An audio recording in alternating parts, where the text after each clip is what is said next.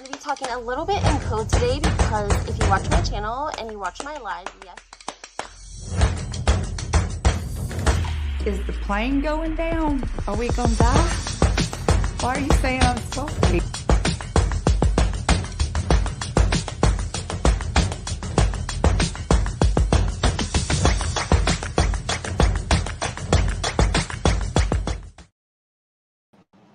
Okay, guys, we're going to try this again. I started the live early. I scheduled it for 2:40. We had an issue with the link prior to this, so I apologize for anyone that was waiting in the 2:10 chat. We were ready, but our audio and StreamYard has done some updates, so I thought I would get in the chat and start early and let the room start to fill up a little bit so that we can talk a little bit about the Real Housewives of New Jersey, what we saw at Bravocon, the scandal of it all, and of course, any questions that you guys have, you're more than welcome to put in the comments, and I will be happy to answer them as best as I can.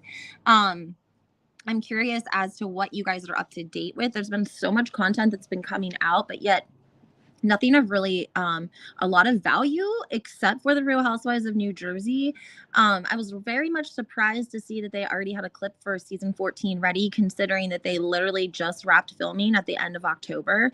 We know that they missed their girls trip. They didn't take a girls trip due to the house catching on fire that they were supposed to stay at. Apparently production couldn't make anything else happen. And so they didn't take a girls trip, but they've managed to put together a first clip of a first episode for season 14. And it shows the Fudas basically versus Teresa. Did you guys see the clip for next season? If so, what are your thoughts? Do you think that, I mean, I don't know. I feel like I saw Rachel and John on a panel, and Rachel looks like Melissa does when Joe talks. Like, dear God, please don't say something stupid that's gonna get us kicked off this show. I really feel like that's what Rachel's like, holding her breath and praying to God right now. She's like, I just want my dreams to come true, to be on this show and be like Melissa. And I'm so close, and this man's about to blow it for me. Because I don't know if we're gonna be zeroing in on John's past. I mean, what I've heard from the past is definitely not good. Do I know and see all of the legal documents? Sometimes here and there, but I try not to get into the legalities of those things. But if you guys remember, I did interview Melissa's old nose on my podcast, and we talked a little bit about the blogger that came out with the conversation between John. Well, it was between John's ex, Brittany, who is his son's mother, whom he allegedly dated for 7 years, who, to her own, accord, has admitted that she struggles with addiction to methamphetamines. She was, very clear that she had an issue and she was not the mother that she was supposed to be. But she also, it gives us a little bit of a different side because, like, here's the thing, guys, you have to consider somebody that's not in a fast-paced lifestyle. Let's just call it fast-paced.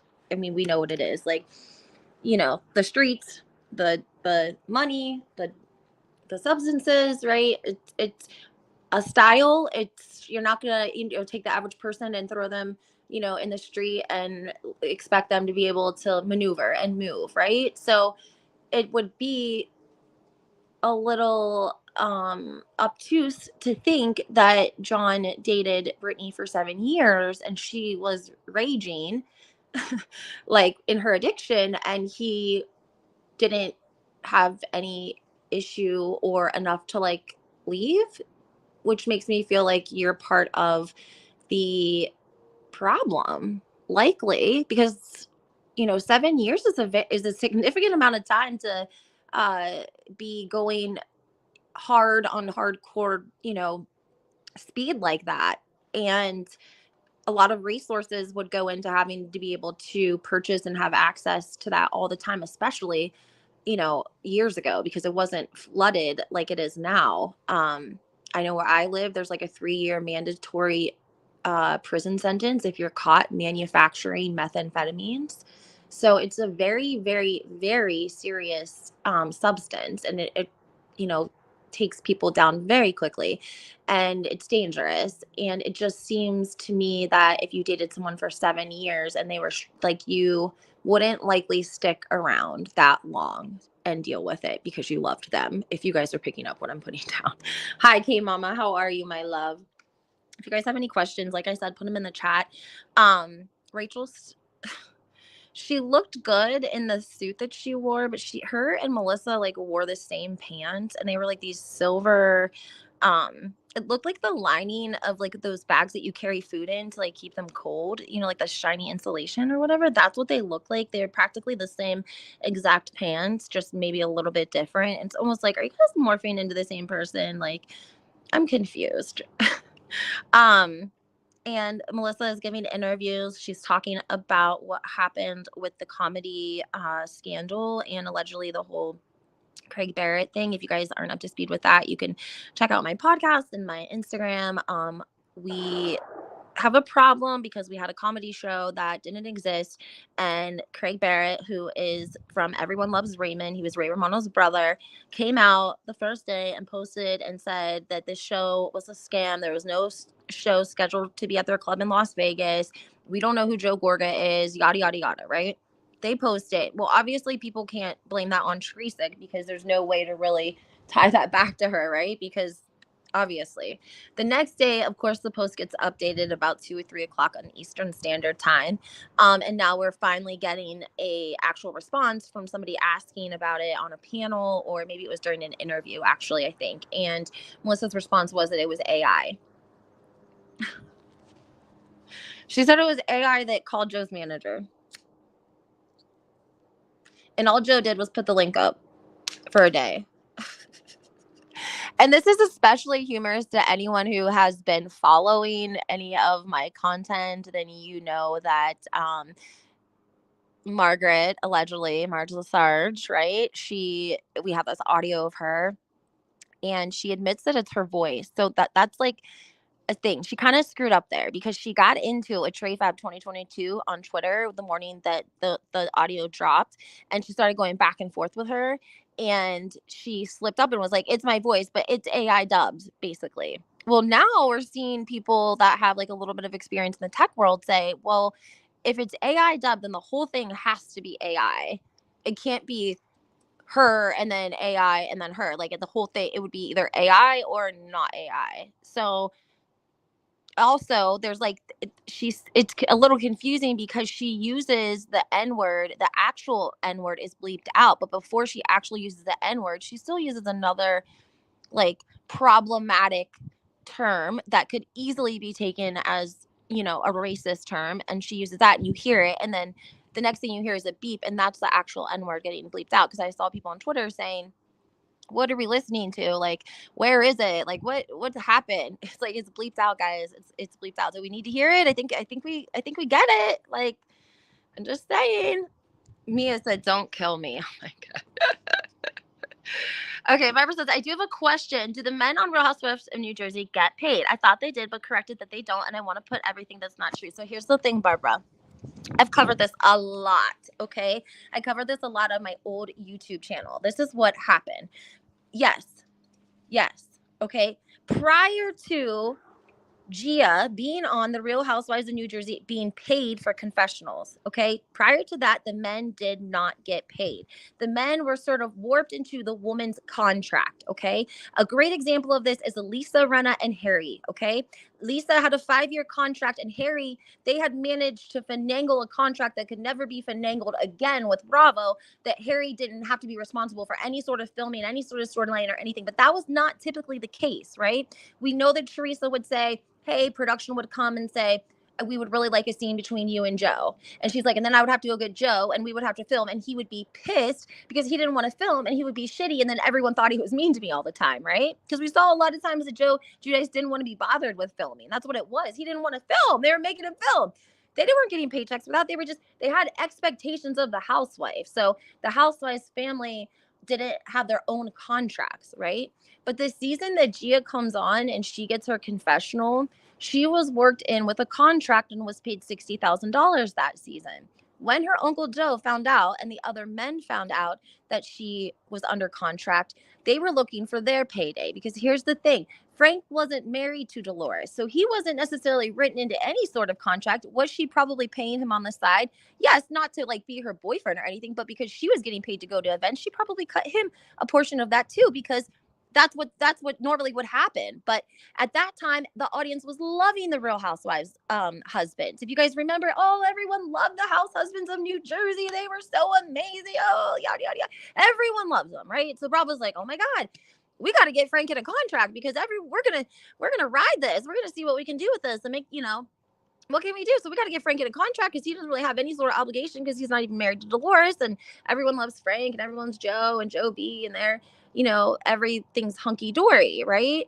Um, so that's when they started paying the house husbands. But because they don't pay, because that doesn't happen in any other franchise, they can't likely come out and say, yes, we're in a contract. Yes, Bravo's paying us. Now, do I think that Frank's always in a contract? No. Maybe it's like yearly. I don't know. Maybe it's bi-yearly. I don't think that, whatever. Maybe he gets, maybe not necessarily a contract, but maybe like he gets a, what is it, like a press payment. He gets paid like an appearance fee, if you will.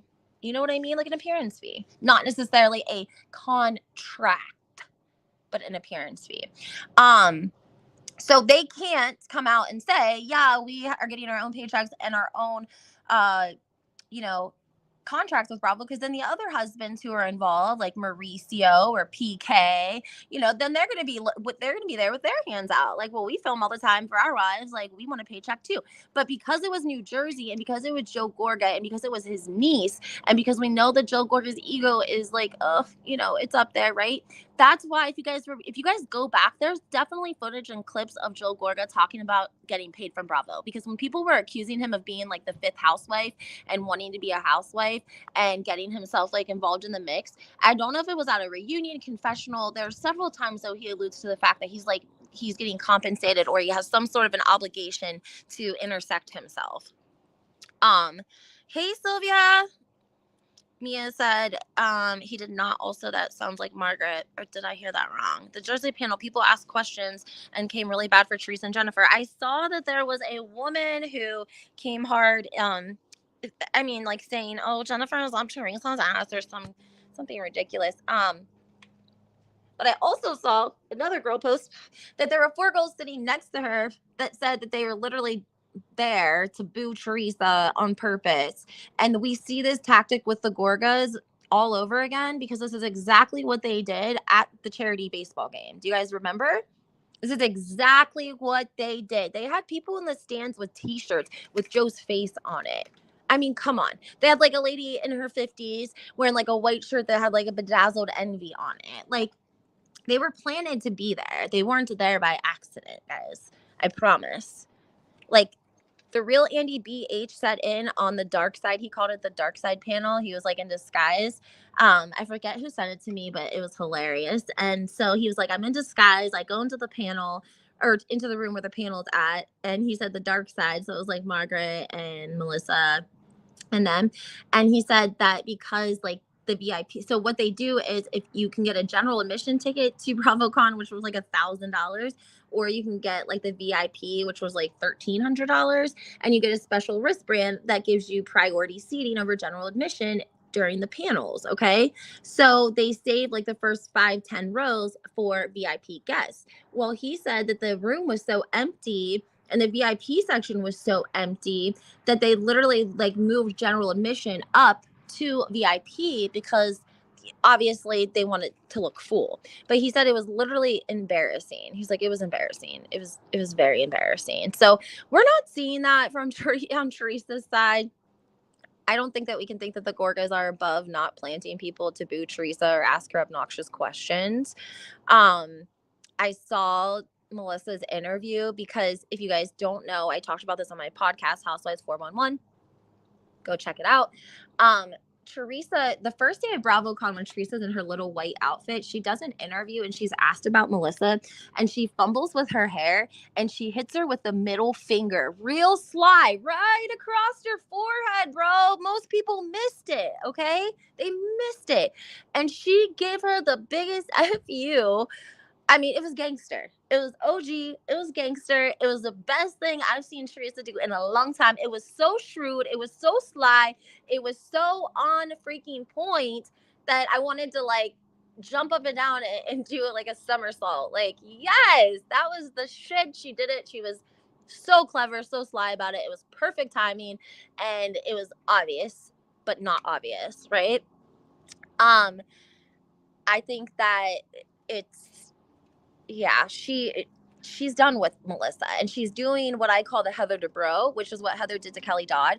Is that Kelly Dodd was like coming after Heather's husband and like just putting a lot of tea out there, and she just literally, when she would be asked about Kelly Dodd on Watch What Happens Live interviews, whatever it was, she would have like a 3 to 4 word response. It was the same 4 words, and then that way the press, nobody could take anything that she said and put Kelly's name with it and put it in a headline, and it really sort of kind of cut the head off the snake, because then they're not getting, there's no press there, there's no what do you do, right? So I think that's very much what Teresa's doing, and I love it so much. She's doing a fantastic job. Her response was chapters closed, right? 2 word response, chapters closed. The woman that was giving the interview is taken back by Teresa's response, and she's obviously, I don't know, she doesn't seem like the best interviewer, but okay, she doesn't know what to say, so she simply repeats the question again, and Teresa repeats the answer again, and she lets the like uncomfortable silence linger, which is a boss thing to do, because some people, they can't take that silence. Like, they'll just start talking because they can't take the silence because they're uncomfortable. But you got to sit through that silence. You got to let that silence be uncomfortable so that people understand that the chapter is closed. Okay? And so now we see Melissa giving interviews, and she's stuttering over herself. She's trying not to mention Teresa. When she's asked about Teresa and the family, she is trying to not mention Teresa's name. I mean, she's just kind of stumbling over herself. She's trying. It's not working for her, but she's definitely trying to take a page from Teresa's book. And let's look at some of the comments. Hey, Jojo. Gina, great point. Or I'm sorry, Mia, great point.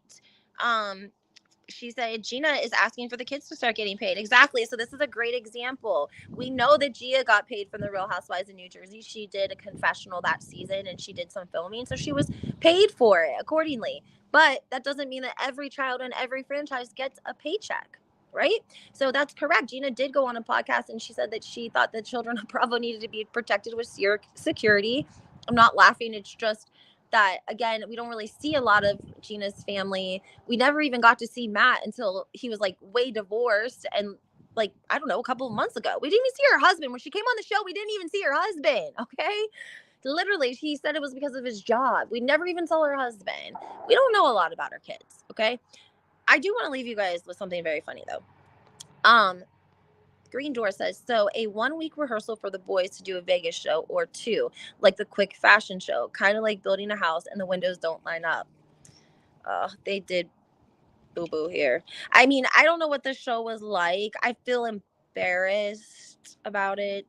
I don't know if Bravo has some sort of contract with Magic Mike that they are like pushing it, because what else is going to be? Oh, the Real Housewives of Beverly Hills are going to be going to the Magic Mike show in Las Vegas for Crystal's birthday. So I'm like, Bravo and Magic Mike must be like, teamed up. I wanted to tell you guys there's something really funny. Oh crap, I forgot my banner. Though I thought this was hilarious. Okay, if this is for all the old timers that used to watch the Real Housewives of Orange County, Behind the Gates, the first couple of seasons. If you remember Gina, you remember Joe. Was it JoJo or just Joe? She was the one that was wanting to be a singer. She was very pretty. She was engaged to Slade. Slade had money back then. He still didn't have his children, but he had money, and we thought that he was like, a prominent bachelor in the area. He proposed to her. She really wasn't sure what she wanted to do. She was taken off to like where did she go? Oh, she went to a Playboy party. She went to the Playboy mansion with her friend for a party, and he was mad about it. And so she was a housewife, much more younger than obviously like Vicky and them, but she was the one that started out with Slade. And now Slade has ended up with Gretchen, right? Gretchen, who was a housewife on Orange County. But before he was with Gretchen, he also went out with Lori. And Lori was Vicky Gunvalson's, I don't even know, employee. It was her insurance. And Lori was like this beautiful mom who, I don't know where she was divorced or he died or something. And she was like didn't have a lot of money, and she was working for freaking Vicky. Can you imagine working for Vicky? Oh my Lord Jesus. I could never do it. And anyway, she ends up meeting George, who has a lot of money, and she marries him. I think that they're fairly happy. But she went out with Slade too, right? So when they go to give this award at Bravocon, I posted this on my TikTok and on my Instagram. It's a clip of Alexis Polino, Gretchen, um, and JoJo, and one other girl. I don't know who the other girl is, though. I don't know who the other one was. And Alexis goes off script and says, well, considering I'm the only person on this stage that hasn't slept with Slade, or hasn't slept with Slade Smiley. And the crowd like goes nuts. Like Vicky's like picking her job off the ground. Like everyone is dying. And they're looking at Gretchen because Gretchen has a baby with him now. It was pretty hilarious. I have to give Alexis Polino some points for that, because Andy like chimed in. He's like, and she's going off script. Like, I don't know if they were drunk. I don't know what it was, but yeah.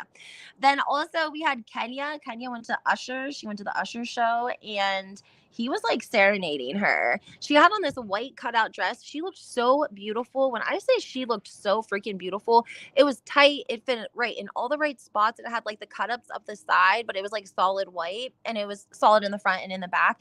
And then she had her hair like real big and loose and curly, and like she looked amazing. And he started serenading her and dancing with her. And I was like, girl, you better use protection, because I hope none of y'all forgot about Usher. Okay. We like Usher Raymond, but we know the rumors about that man. And I'm going to need her to make sure that she's protecting herself from him. So, and moving on.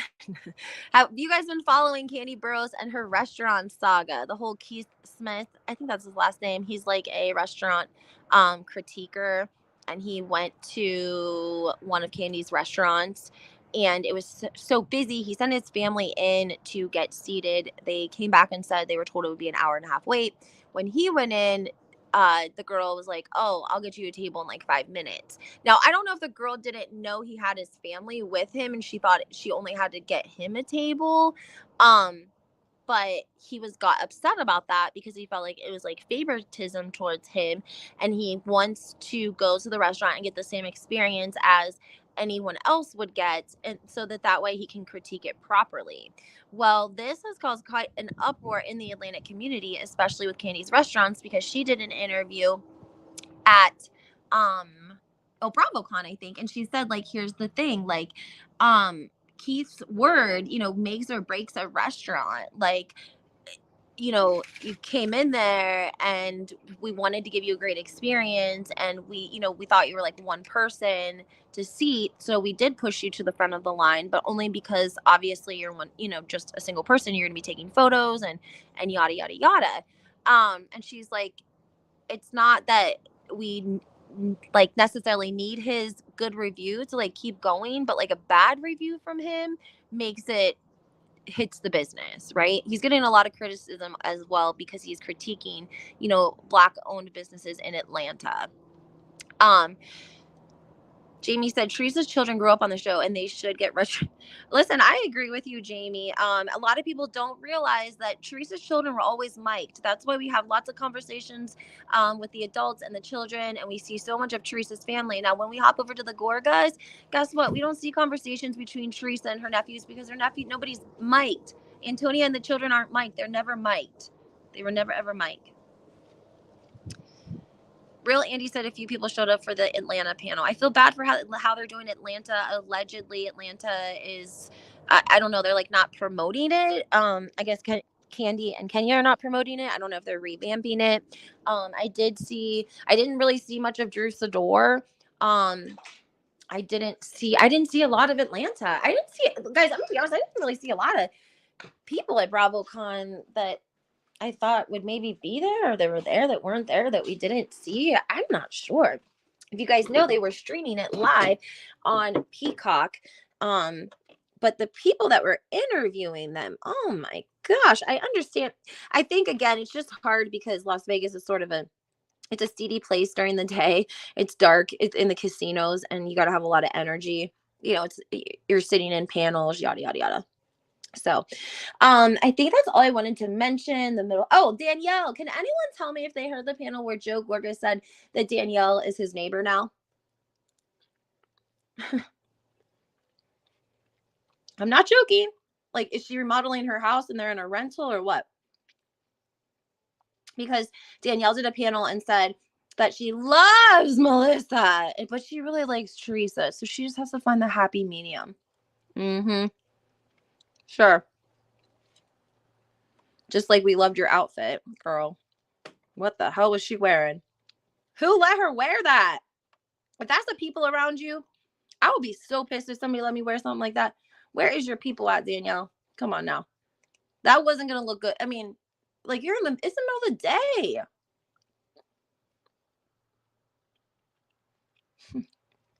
I love this. Listen, when I met them at Teresa's event, when I tell you they are the sweetest girls, they are exactly what you see on TV. They are polite, they are respectful, they are kind to everyone, they talk to everyone, they take photos with everyone. And they were lovely, lovely, lovely, lovely, well-rounded, well-raised girls. I talked to Gia about her legal, pursuit, because obviously you guys know reintegration and reducing recidivism is like my thing. So I talked to her about that. And they were really just exactly what you see on TV.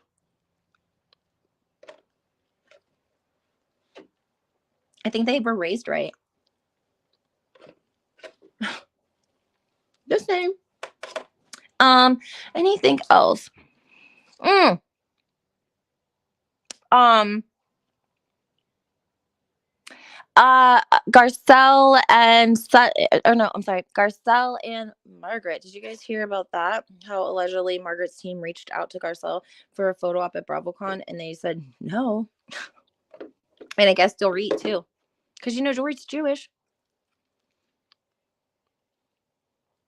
so she was probably offended by Margaret as well, because Margaret says offensive shit. People want to deny it, but she says offensive shit. And then we got photos of them the next day wearing the same outfit. And someone was like, "Oh my god, how would Margaret know what she was gonna wear?" And I was like, "That's easy. She probably sent Lexi to spy on her."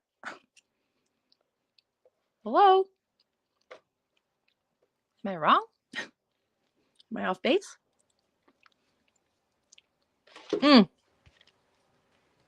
Jen Fessler looks like a whole nother human being.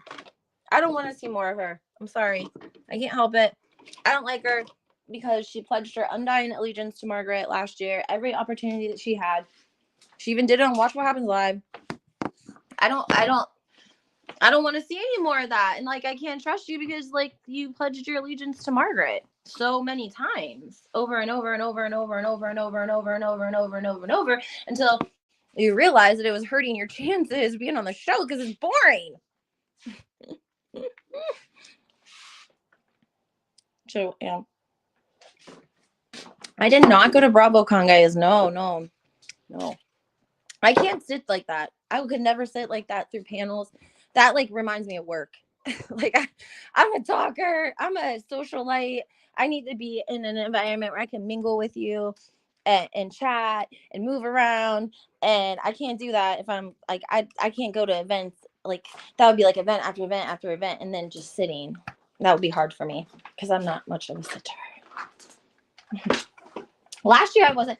Last year, number one, they did 1-day passes for Bravocon, which I think is nice because obviously not everyone can spend the entire weekend. But they claim that they sold out and they did great on tickets. So I don't know if that's the case or not. I'm thinking they really probably got huge discounts from Caesars because of the F1 race and everything that was going on at the time. Because Caesars is where they stayed. So. I mean, it's nice, but like if you've been to Vegas, then you know what I'm saying. Like casinos, like they're kind of smoky, and the people are drinking, and the machines are going off, and there's no windows, like, and people stay out late, and I haven't seen any of them out really partying. I haven't seen it on their face or on their stories or anything. Like I thought they would be out to the nightclubs because in Vegas, well, it used to be like a couple of years ago, like they would have big headliners at the nightclubs and you could go. I mean, like Big Sean was at Dreas nightclub, and it's not extra, it's not a fee, it's not anything, it's just getting into the club. Sorry, that was my low battery. It's just getting into the club. Also, guys, did you check out David Yanta's Behind the Velvet Rope, his latest interview with Penny? Holy shit. If you guys haven't listened to that, you guys need to go listen to it because it's explosive. And once everyone starts to listen to it, I think that we're going to have a lot to talk about, because she is saying that, if you guys remember, Penny was, I think, wasn't she John the Greek's wife? She did an interview and said that after everything happened at the Posh Fashion Show, she was hit with a $2 million gag order by Bravo to keep her mouth shut, especially about that specific episode. $2 million, because she was in a contract with Bravo, but her husband wasn't. And so Bravo couldn't really control what he was going to say, because he didn't have any sort of, what's the word I'm looking? He didn't have any obligation towards Bravo. So, in order to get around that, Bravo allegedly put a $2 million gag order on her to not talk about it. Yes, Johnny the Greek. Thank you, Mia. Thank you. Sometimes I get Jen and Penny confused. I do it all. You guys know I'm so bad with names. If you show me their photos, I could point them out exactly, but because I'm bad with names, yeah. So that's how they got around it. They hit her with a $2 million gag order, and she wasn't allowed to talk about it. I mean, and David's like, so they kind of threatened. He like thought, she's like, no, they threatened me. She's like, they literally threatened me with a $2 million lawsuit if I talked about it. Because, and people are like, we don't why would they?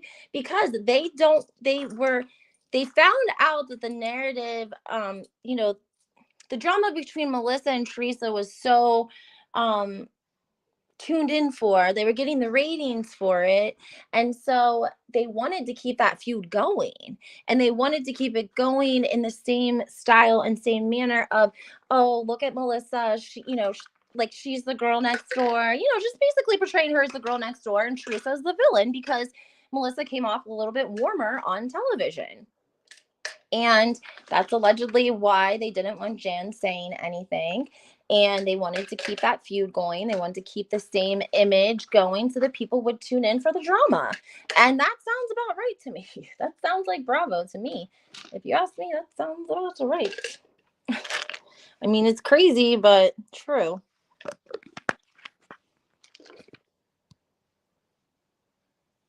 Everyone says the same thing, that producers do, in fact, protect the Gorgas. Yes, we have heard this, and we've heard this actually about Margaret as well. If you guys remember, Ziggy did an interview, and she talked about how when she quit, she actually wrote a very long resignation letter, and she told Andy Cohen about what her filming experience was like, and how these producers were basically giving Margaret privilege, and how unfair it was.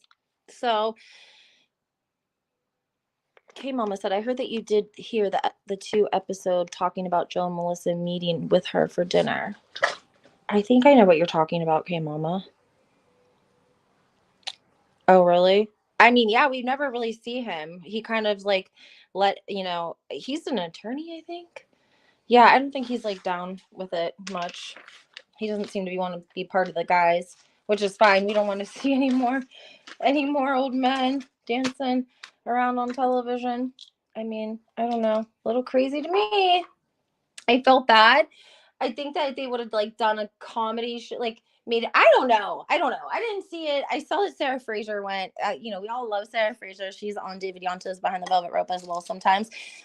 She like hosts with him, and she was there. She doesn't have a reason to not be there. And I don't know how the dance was or went or how it looked, but I felt bad a little bit for like Frank, and then because I'm like, man, this is like embarrassing. like, I don't know. That would take a lot to. Maybe they're getting paid. I mean, they're getting paid though. They're getting paid for their appearance at Bravocon, just like everyone else. That's why I think Margaret was tripping out so bad about that audio, because I feel like she needs. They like need their paychecks, guys. Okay, if you guys noticed after the whole scam with the comedy show, guess what was posted the next day? Like on not the next day, but maybe the day after on Melissa's Instagram. One of those like scams where like the Kardashians got in trouble, where you go and you follow these 10 accounts and you put your name in the comments and you can win $2,000 Visa gift card, but we never know anyone that wins. We never see them. We don't know them. Like, allegedly it was a scam. The Kardashians, they were saying the Kardashians were scamming people with it as well. Well, that's what Melissa had on her Instagram. And it's like, you're looking for a quick payday is what's happening. If nobody's catching on, that's what's happening here, guys. They need money. They need it fast. Okay. They need it. And that's the fastest way that you're going to get it. And I don't know. That's just my opinion, but they need the cash. And so they're doing everything that they can to get it. And these are the kinds of endeavors that allow them to, basically get cash fast and put it in their pocket. I almost felt like the whole comedy club ticket thing was like Joe needed an advanced payday or something. So we just was like, well, all right, I'll just set up this link here and see what happens. Maybe I'll get a couple $100 out of it. Like, I don't know. I mean, maybe they're scrounging. I told you guys that starving them out was going to hurt. They live paycheck to paycheck just like everybody else does. If not worse than everyone else. Why is she doing a podcast? Hold on. Oh, Jen Fessler. I know. I said the same thing. Why is she doing a podcast when... I like Jackie, but Jen Fessler has been on our TV screens for one season. I don't want to hear her on a podcast. I don't know why Teddy and Tamara are executive producers on it either. Like, basically that's going to be those two playing off of each other. Like, you guys know what I'm saying? Like, the two podcasts, like, they're going to be verifying each other's content, if you will. No, thank you. I'm good. No, thank you. It's just my opinion. So,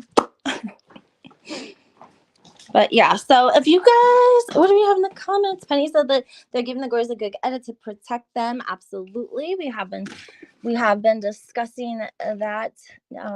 Definitely has been going on for a long time, and it gets, I don't know, looked over, I guess, by everyone else, by producers, and I don't know if Bravo just, they go with the flow with production or what the deal is, but definitely know that they're getting the same edit, and that hopefully maybe we're going to get a little bit of a different edit of Teresa this year, because we did hear that redemption is in next year's, season 14. She said it's going to be the year of redemption, and she's coming with receipts.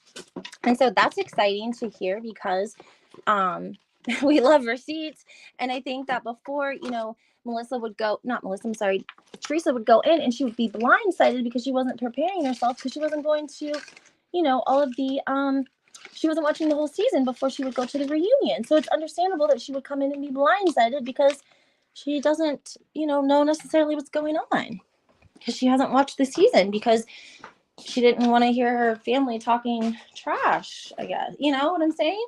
I think that's how she was able to keep peace with them and tolerate them for as long as she did, because she was able to just like not watch the season or listen to it. So she didn't really know exactly what, they were saying about her and the family. You know what I mean? I mean, these people possibly put them in prison. Like, they possibly, I mean, we know that Caroline said, like, that she was in her room when the phone call was made, okay? Caroline said that. She was in the room when the phone call was made. So we know that somebody close to them made the phone call, right? I mean, if Caroline was there, then it's somebody in their close circle. And who else would have the a reason to do that? Who else would be in Caroline and Teresa's circle that would have a reason to try to get Joe and Teresa in trouble? Riddle me that.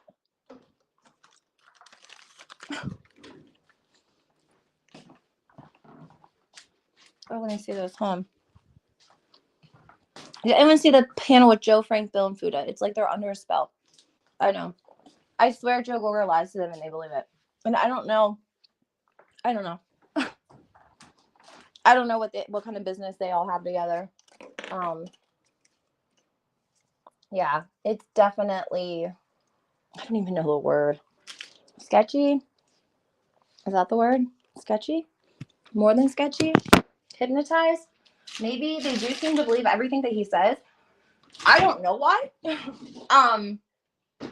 I've said from the get, you guys know, like, I've always tried to talk good about Frank because he did me a favor. He didn't have to do what he did for me.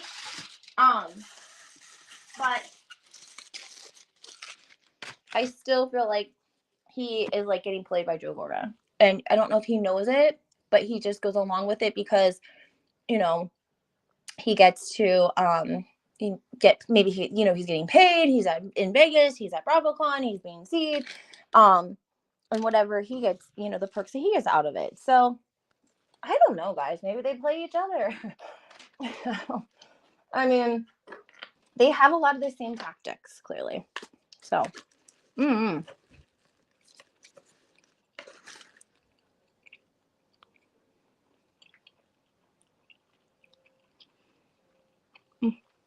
Mia said, Millar also said she's so confused about Jackie and Marge, chimed in saying she forgets who was there for her when she needed someone. Oh, Deb. Yeah, we talked about this what's the word I'm looking for? This text message that came out that, we are waiting for, we don't have 100% verification that it's a legitimate text message thread, but I'm thinking that if it's not legitimate, Jackie's going to come out and say so soon. Did you guys see the thread where Margaret threatened her? Some people are saying that it wasn't real. Well, of course they are, but I say that Jackie will come out and verify it if it's not, because Margaret will make her. Me either.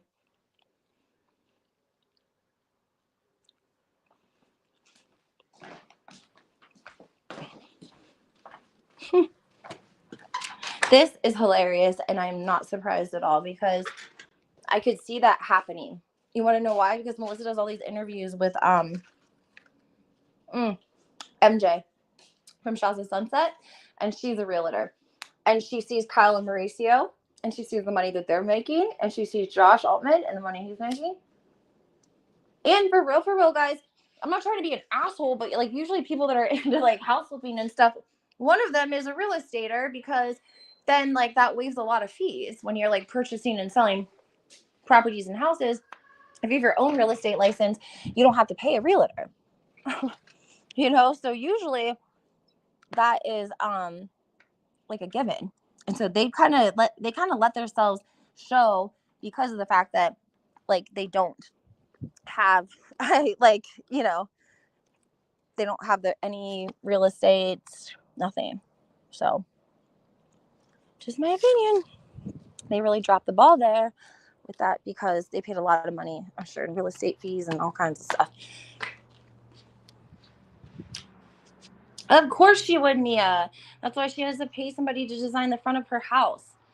If anybody starts paying them for interior design, you're gonna, literally, like, talk about having your finger in everything. Like, you work. Jill's buying it all law firm too. Like, I just can't.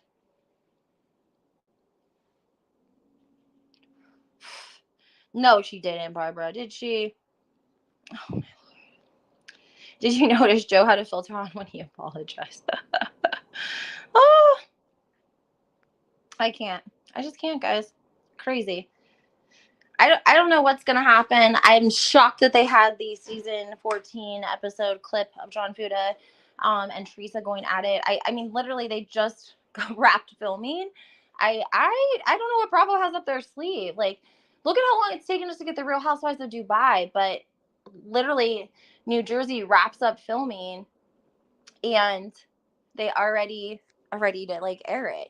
And I feel like they're almost like trying to keep it on track or something with like last year's schedule, because how the hell do they have this edit ready so fast? You know, suspicious to me a little bit. When people were talking about they might scrap the whole season. So it's so suspicious to me. And John Fuda gives me the freaking creeps. He gives me the creeps. Yes. I don't. When Lindsay, I can see it with the which clip are you talking about? The one with Fudas and Rachel? I don't know. That's circulating, I think, on Twitter. I probably shared it. I tried to share all of it so that you guys can just go to my Twitter page and see the clips. I share everyone else's. Why would the edits change this year? Jamie, me too. Me too. I'm definitely side-eyeing her. Something is not right. And she redid like her whole head and everything. He was directing Rachel to go after Jen at the barbecue. Yeah, I could see that. I feel like I could see them like pumping each other up. That must be why, like last year when John was like asked her if she was ready to leave or if she was gonna check her first. Like, oh Lord Jesus, he's New Jersey Bergen County gangster. Can't take him anywhere. They don't know how to act. I don't think that it's gonna go over well with Teresa fighting with John Fuda. Like, disrespectful. That, you know, Teresa is very much old school in the fact that like she doesn't like to fight with men. You know, like she's not gonna fight with a man. She's gonna fight with your wife. Like let it be between you guys. Yeah, Deb. He said you don't want to check her. Yep. Mm-hmm. Yep. Exactly. All right, guys. Well, I hope that you enjoyed this live. I'm glad we got to chat. I hope that all of you guys hit the like button. Make sure that you follow this new Housewives 411 channel. If you're on Twitter, go onto Insta or go onto your YouTube and follow and put your alerts on. This is my new channel. I would also say, guys, make sure you check me out on NYC Gal Out. I'm on her podcast every Thursday. We're reviewing the Real Housewives of Beverly Hills. Her name is Lisa, NYC Gal Out. She has a lot of great content, so you guys would enjoy that. And then I would also encourage you guys to listen to David Yontiv's 2 parts with Penny, because it's pretty explosive. And I would like to get everyone's thoughts and opinions so that we can maybe do a live on that tomorrow. So let me know what your thoughts are. Comment, like, follow, subscribe, and have a great day.